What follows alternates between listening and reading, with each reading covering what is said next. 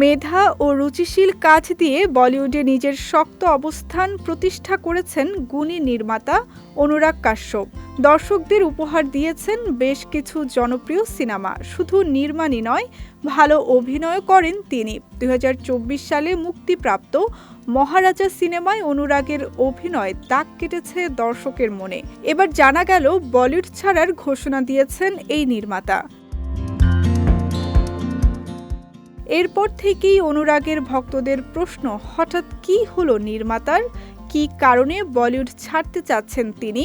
বিষয়টি নিয়ে ভারতীয় একটি গণমাধ্যমে কথা বলেছেন অনুরাগ। পাশাপাশি হিন্দি ভাষার শোবিজ ত্যাগ করার জন্য বেশ কিছু কারণও দেখিয়েছেন নির্মাতা।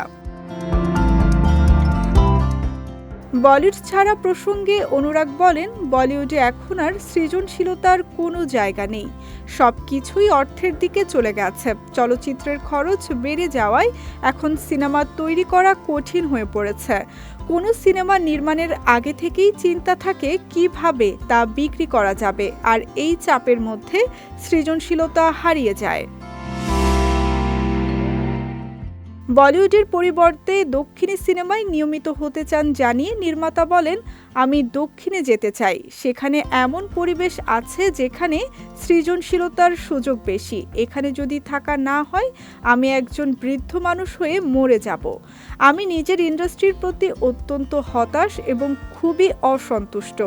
কিন্তু মালয়ালম সিনেমাতে আমার এমন কিছু অনুভূতি হয়নি। সেখানে অভিনয় অভিজ্ঞতা বেশ ইতিবাচক। অনুরাগ আরও বলেন, বলিউডে এখন আর কেউ অভিনয় করতে চায় না, সবাই স্টার হতে চায়। এজেন্সি কাউকে স্টার বানায় না, কিন্তু একবার যদি কেউ স্টার হয়ে যায়, তখন তারা তাদের থেকে মুনাফা তৈরির প্রতিযোগিতায় নেমে যায়।